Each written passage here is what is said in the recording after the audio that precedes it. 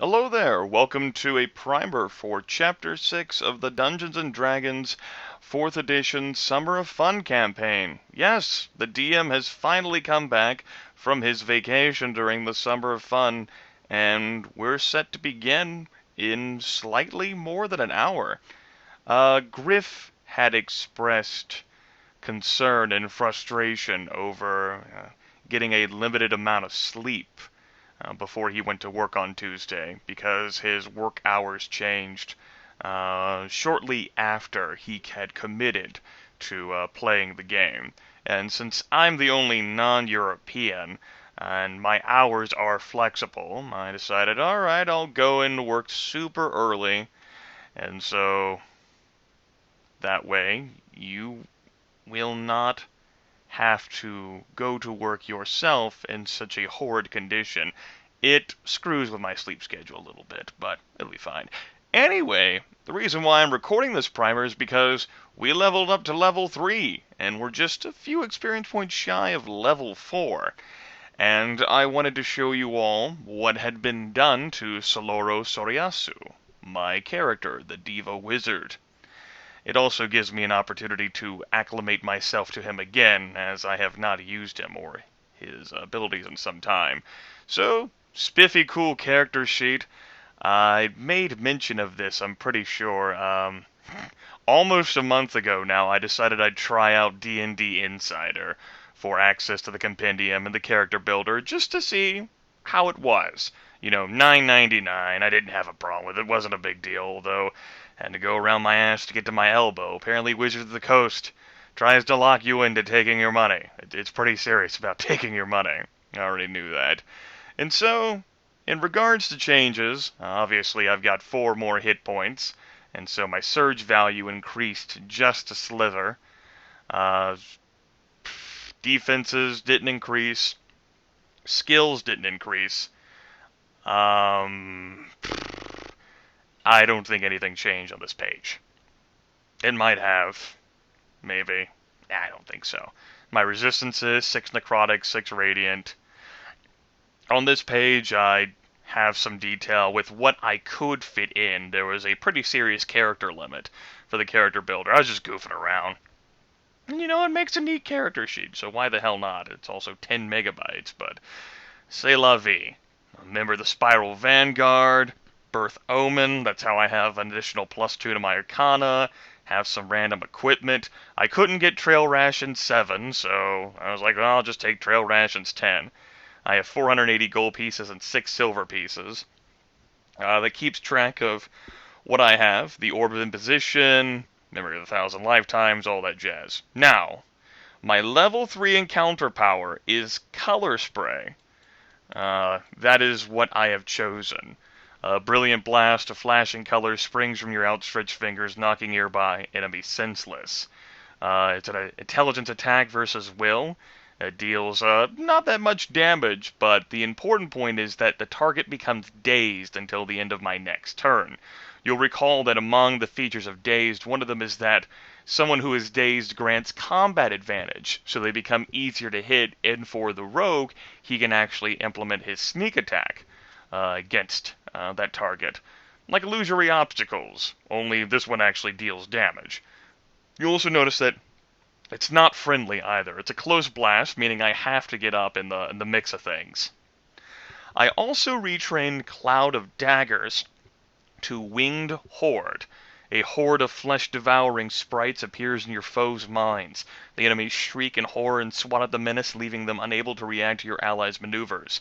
Intelligence versus will, it only deals 1d6 psychic damage, but the target, it's a friendly spell, cannot take opportunity actions until the end of your next turn, allowing for greater maneuverability, basically, so that Roldar and the Spider, Erevan, can position themselves better in battle, or if for whatever reason Alvin or Aranos get stuck in a tight situation, this friendly spell will basically allow me to bail them out. It targets will. All of my powers target will, except for Thunderwave. Now, something else that I noted, and I only figured this out courtesy of the fucking D&D Insider. because this wasn't published in the errata, the updated errata on Wizard of the Coast's very website for the player's handbook. This was apparently errata that was published in the class compendium, and it regards the spell sleep, or rather the power sleep. They toned down the power a bit, because apparently it was too powerful to be able to knock people unconscious with a level 1 daily power, I guess. So, first off, any targets who are hit are slowed, and should they fail the first saving throw, then they fall unconscious. Combined with how my Orb of Imposition has been nerfed, I got a nerf bad to it with the errata, and not sure how I feel about the whole imposer thing anymore. I've really geared myself more towards being an illusionist, if anything, or not just an illusionist, but I also have like psychic powers as well. At least I thought I did. Maybe I don't have psychic. Maybe that's just what I plan on getting. Oh, there we go, Winged Horror Psychic. Yeah, that's what Grimith plans on getting. I already have, my level 4 feat planned out. I already know everything I'm going to be doing since we're so close to that. And I'm really looking forward to my level 4 feat because, I mean, since Arcane Power was open to us, could it really not be anything other than Enlarge Spell for me? It's such an amazing, feat that will allow me to have even more of an impact on the battlefield. I won't show that off here because obviously this is the level 3 character sheet, but it's something to keep in mind. And we have nice little power cards for everything that I have, and of course the Orb of Insurmountable Force as well. I think I had been erroneously adding that all the time, instead of realizing that it's an encounter power. I blanked on it. But the DM didn't call me on it, so it's his problem, just like he didn't call me on sleep. Well, whatever. Now, the other reason why I had this up is that, close to 3 weeks ago now, after our last session, I actually got a hold of the same Slim framework, a DD4E Slim final that Jonas or Rahal uses for our sessions, and I decided that I would rebuild my token from scratch, going through all the powers and retweaking them and remodding them personally, just to hopefully clear up any sort of confusion or reduce bugs in the framework, because we're not going to be able to eliminate them. There are reported issues that we're going to be encountering, and we have to find workarounds. So I'll go ahead and display off all of the powers just by clicking on them. I won't test them on the hero and villain so much. Oh.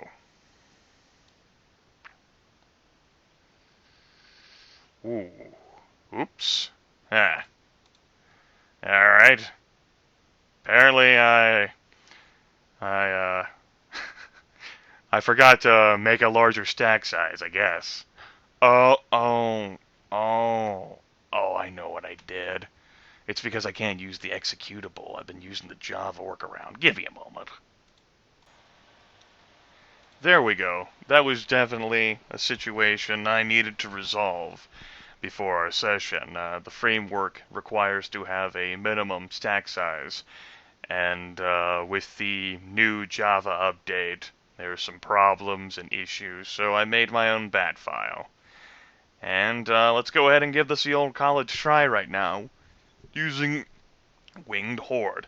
Now, this framework also has a difficulty with displaying apostrophes, and since I'm currently the GM, it's also going to show me some random war garbled text.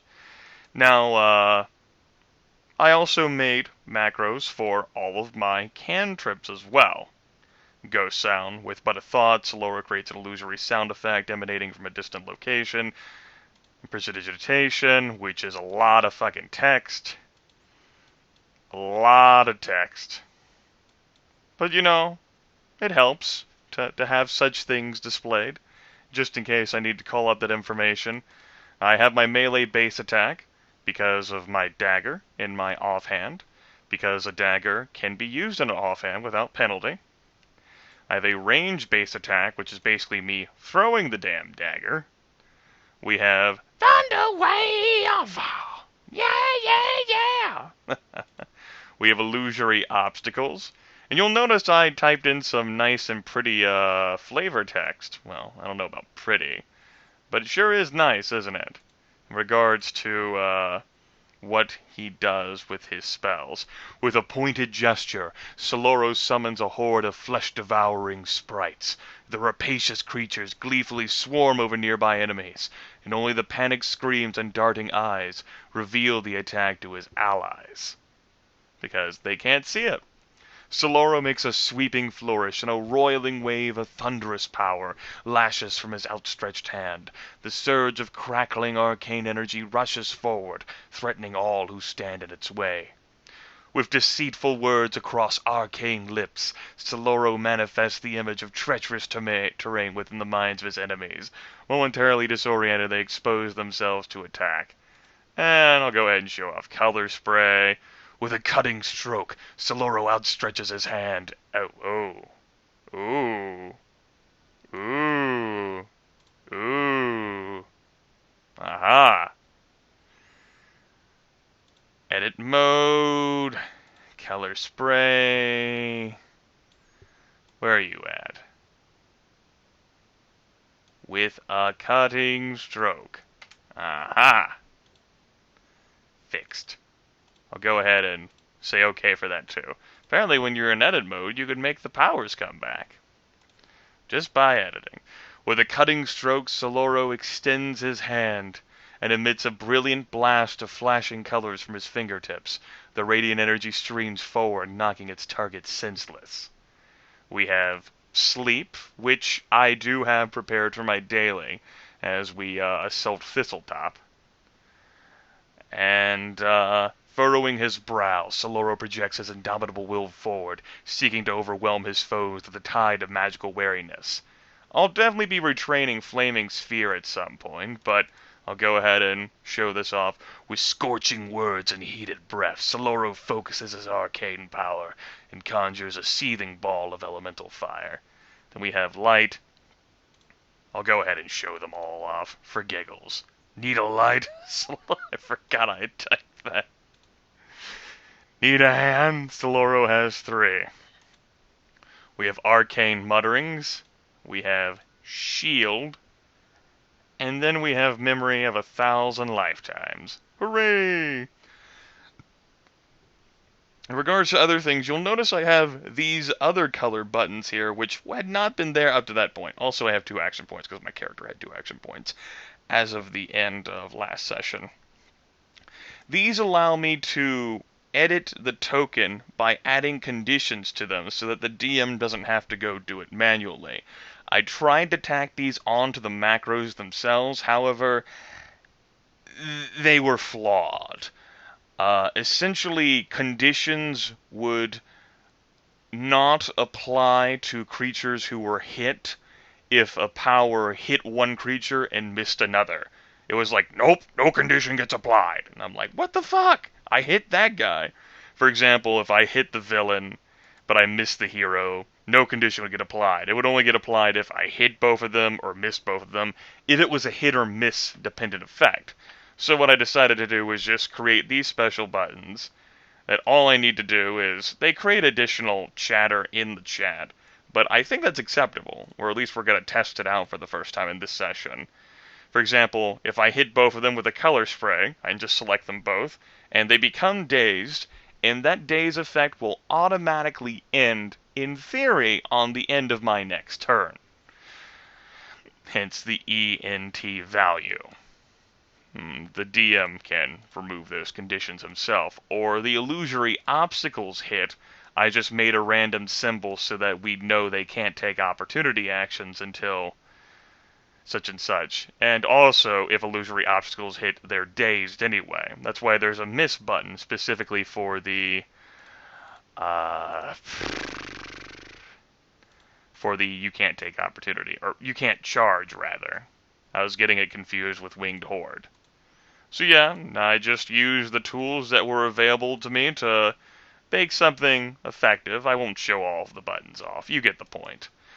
And it works just fine and beautifully. All the values are correct on my end. I told Jonas to test out the token himself on his end, see whether things like the resistances kept, whether it functioned correctly. I bet he didn't. Or he might have just today. He's like, it's not my responsibility just because I'm the DM or anything. There we go. There's an extended rest for everyone. All this war garble and jargon. The fucking framework. So yeah, that's what we have to look forward to. And of course, you'll recall, Session 5 ended right as we had stormed the keep itself. We'd run across the wooden bridge. They were all alarmed. I couldn't trick them all with human flesh, juicy sweet. Oh, by the way, they go ahead and open a notepad here. How I'd been saying it and how I had originally written it was human flesh, juicy sweet, cut and thresh. What a treat. God damn it. There we go. Now, some of you had been reading cut and fresh, or cutly fresh, or cotton fresh. I'm not making that up either.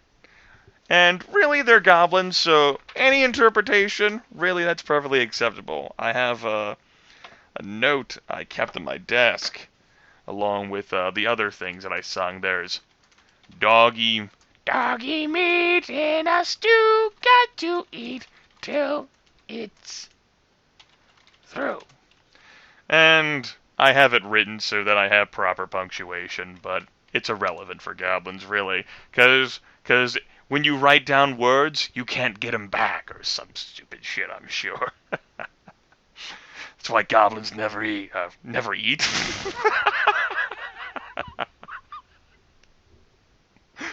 Right, and then... I am salty, so fine, you my pal. Now we dine. So yes, great fun, everyone. Fun for the whole family. More fun than you can shake a stick at. I hope you're ready for the return of Notepad, because Notepad is ready for the return of you. Anything else I need to cover? No, I think that'll be it. Session is theoretically set to start in less than an hour. And, I'll make sure that I upload this primer, along with at least the first part of however many parts of Chapter 6, so you'll have something to enjoy. So, I'll theoretically see you then. Take care.